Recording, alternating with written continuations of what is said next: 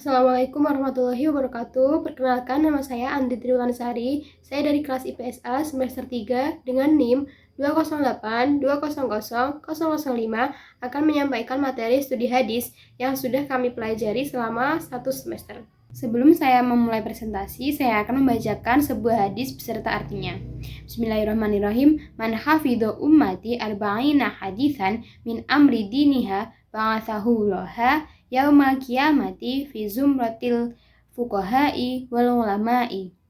Artinya, siapa dari umatku hafal 40 hadis tentang agamanya, maka pada hari kiamat nanti ia akan dibangkitkan dalam kelompok para fuqaha dan juga para ulama. Penjelasan yang pertama yaitu terkait struktur hadis dan juga bentuk-bentuk hadis. Di dalam struktur hadis terdapat 4 unsur penting, diantaranya rawi, sanad, matan, dan juga mukharij. Rawi adalah orang yang meriwayatkan hadis, sedangkan sanad, mata rantai sebuah perawi. Untuk matan sendiri adalah inti dari apa yang telah disampaikan pada isi hadis, sedangkan mukharij adalah perawi terakhir yang membukukan kitab. Penjelasan yang selanjutnya yaitu bentuk-bentuk hadis. Pengertian hadis. Hadis adalah segala sesuatu yang bersumber dari Nabi Muhammad SAW, baik ucapan, perbuatan, maupun ketetapan Allah SWT. Yang kedua yaitu sunnah. Sunnah adalah amaliyah Nabi Muhammad SAW yang mutawatir dan telah sampai kepada kita.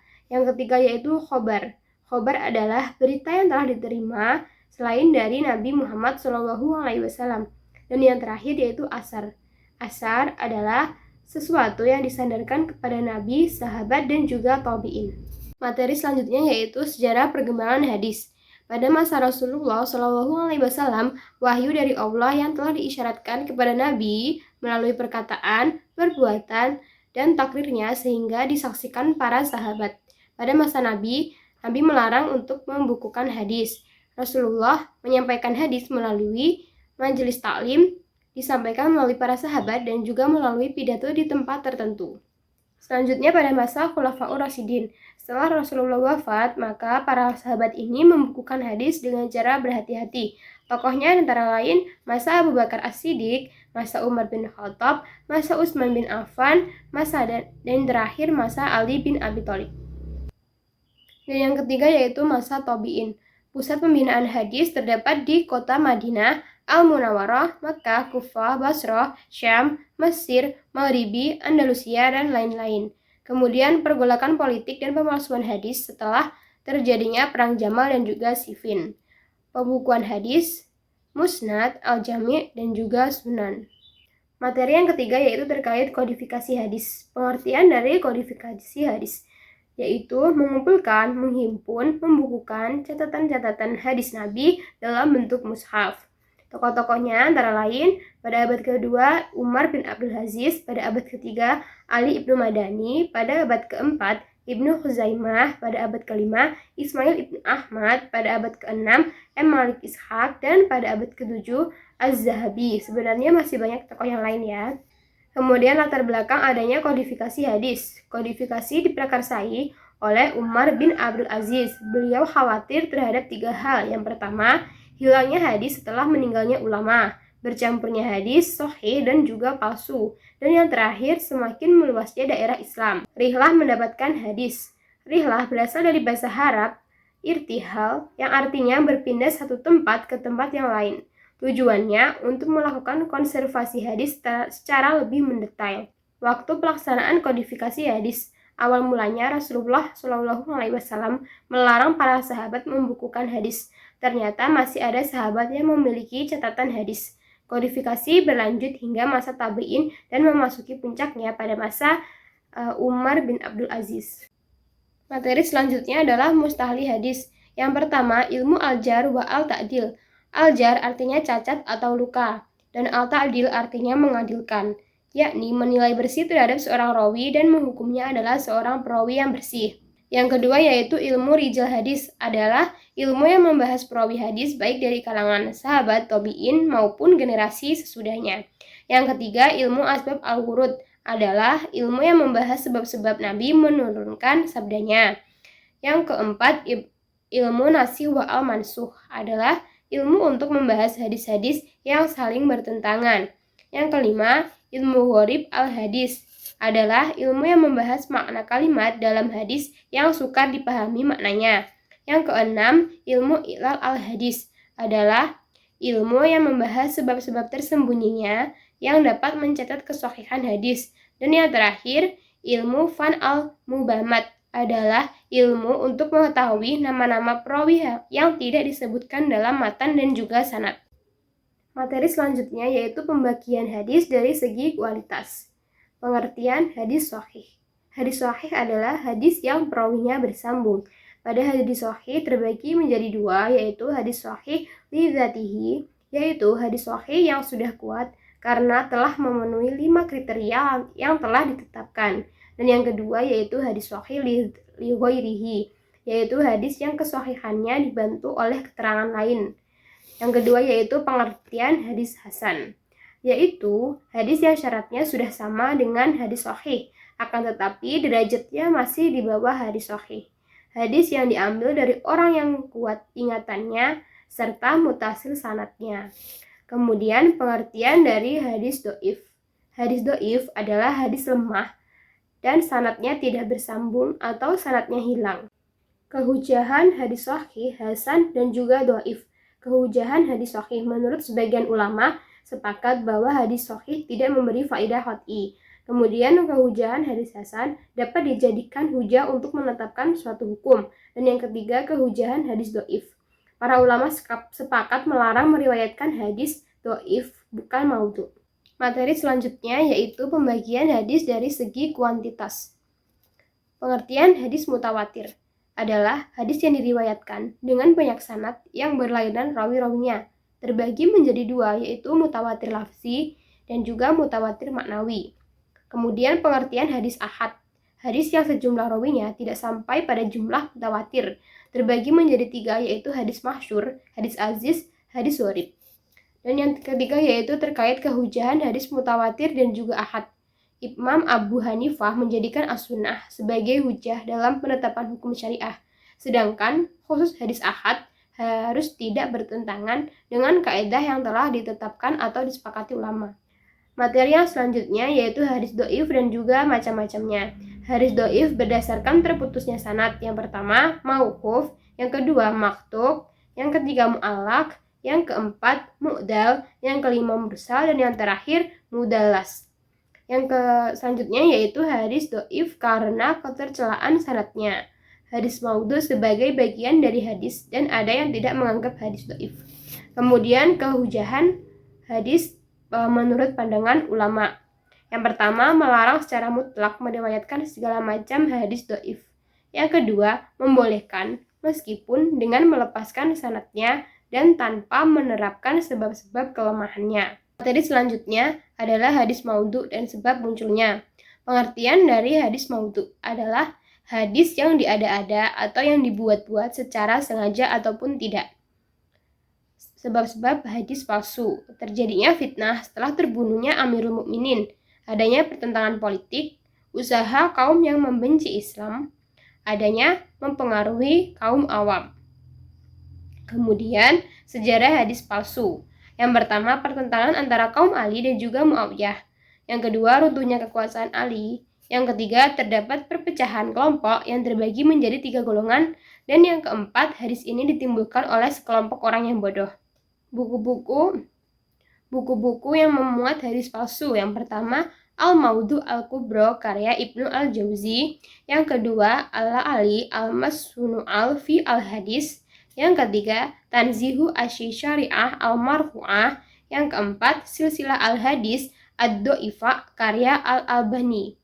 Kemudian, ciri-ciri hadis maudhu. Yang pertama, dari segi sanadnya, perawinya pendusta. Yang kedua, dari segi matan, tata bahasanya jelek dan isinya rusak karena bertentangan. Kemudian yang terakhir yaitu penanggulangan hadis maudhu oleh para ulama. Yang pertama, meneliti sistem penyandaran hadis. Yang kedua, memilih perawi-perawi hadis yang terpercaya. Yang ketiga, studi kritik hadis atau studi kritik rawi. Yang keempat, menyusun kaidah-kaidah secara umum. Materi selanjutnya yaitu ilmu al-jarh wa al-ta'dil. Pengertian ilmu al-jarh wa al-ta'dil Ilmu ajar secara bahasa berarti celah atau cacat, adalah ilmu yang mempelajari kecacatan para rawi seperti pada keadilan atau kedobitannya. Yang kedua yaitu syarat-syarat ajar wa al-ta'dil, diantaranya berilmu, bertakwa dan jujur, mengetahui sebab jarah, mengetahui penggunaan lafadz, penilaian jar dan ta'dil secara adil. Satu orang dapat dipadakan selama ia memenuhi syarat sebagai penilai. Yang ketiga yaitu lafadz-lafadz yang digunakan dalam tingkatannya. Yang pertama, orang yang paling percaya tiada tandingannya. Yang kedua, si fulan tidak pernah dipertanyakan tentang dirinya. Yang ketiga, terpercaya lagi terpercaya. Yang keempat, kokoh, sempurna, hujah. Yang kelima, benar, jujur, tidak masalah. Dan yang terakhir, tidak jauh dari benar. Yang terakhir yaitu fungsi ilmu ajar wa al-ta'dil. Sangat berguna untuk menentukan kualitas perawi dan nilai hadisnya. Materi selanjutnya yaitu para perawi hadis dan kitab-kitabnya. Yang pertama, Imam Bukhari, kitab Sahih. Kitab ternamanya dikenal dengan Al-Jami' As-Sahih Al-Musnad min Hadisi Rasul Shallallahu Alaihi Wasallam. Terbagi dalam 97 kitab, 3.451 bab yang diselesaikan pada usia 16 tahun. Yang kedua yaitu Imam Muslim, kitab Sahih. Karya beliau dinamai dengan Jami'us Sahih, berkisar sebanyak 7.273 buah hadis, termasuk dengan yang terulang. Yang ketiga yaitu Imam Abu Daud, Sunan. Buku yang telah diciptakan sekitar 5.274 hadis yang terulang, kemudian disaring dan diteliti sebanyak 500.000. Kemudian diselesaikan menjadi 4.800 hadis saja. Yang keempat yaitu Imam Tirmizi, kitab Sunan. Terdapat karya beliau yaitu Jami'at Tirmizi yang memuat sekitar 3.956 hadis.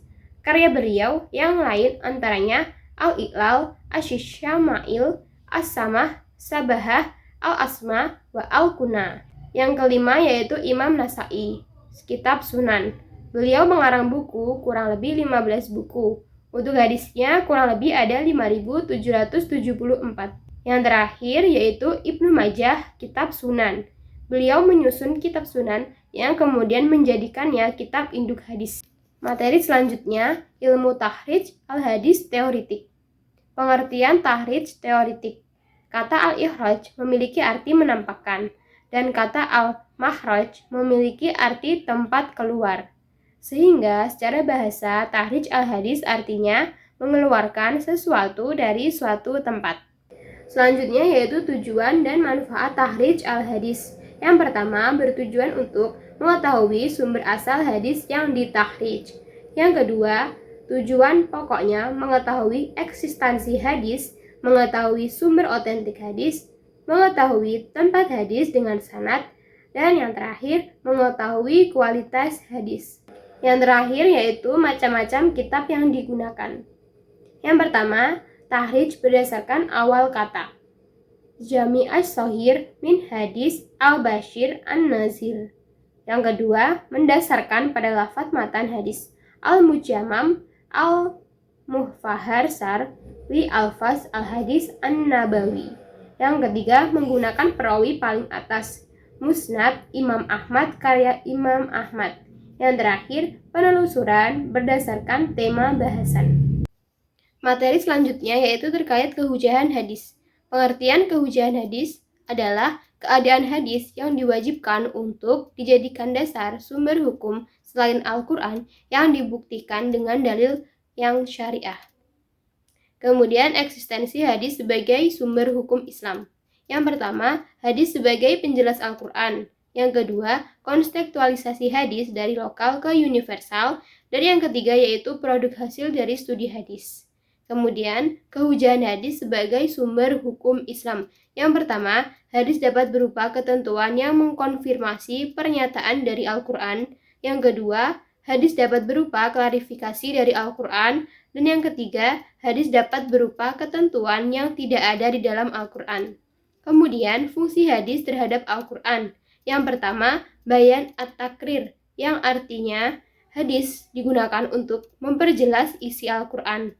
Yang kedua, Bayan at-tafsir, yang artinya hadis digunakan untuk menafsirkan isi Al-Quran. Dan yang terakhir yaitu bayan nasakh, artinya hadis digunakan untuk mengganti ketentuan terdahulu. Materi yang terakhir yaitu terkait ingkar sunnah. Pengertian ingkar sunnah. Ingkar menurut bahasa berarti menolak. Sunnah secara bahasa berarti jalan, tata cara, atau tradisi. Jadi, ingkar sunnah adalah menolak tata cara atau tradisi yang telah dikerjakan Rasul Shallallahu Alaihi Wasallam. Yang kedua yaitu sejarah ingkar sunnah. Latar belakangnya, kelompok yang mengingkari sunnah Rasul dan mengingkari sunnah yang terdapat dalam Al-Quran secara tersirat maupun tersurat. Yang ketiga yaitu tokoh ingkar sunnah. Yang pertama, ingkar sunnah periode klasik yaitu Profesor Mustafa Al-Azmi. Yang kedua, India dan Pakistan, yaitu Ahmad Khan, Chirag Ali, dan lain sebagainya. Yang ketiga, ingkar sunnah di Mesir, yaitu Taufik Sidhi, Mahmud Abu Royah. Kemudian, argumen ingkar sunnah. Yang pertama, argumen nakli, yaitu tidak hanya Al-Quran saja, tetapi juga sunnah Nabi. Yang kedua, yaitu argumen akli, tidak berupa ayat Al-Quran atau hadis saja. Yang terakhir yaitu bantahan ulama terhadap ingkar sunnah. Abdul Mas'ud berpendapat, orang yang menghindari sunnah disebut orang kafir. Jelaslah bahwa menolak sunnah sama saja menolak Al-Quran. Mungkin itu materi yang dapat saya sampaikan, semoga bermanfaat. Jika ada kesalahan, mohon dimaafkan. Akhir kata, wassalamualaikum warahmatullahi wabarakatuh.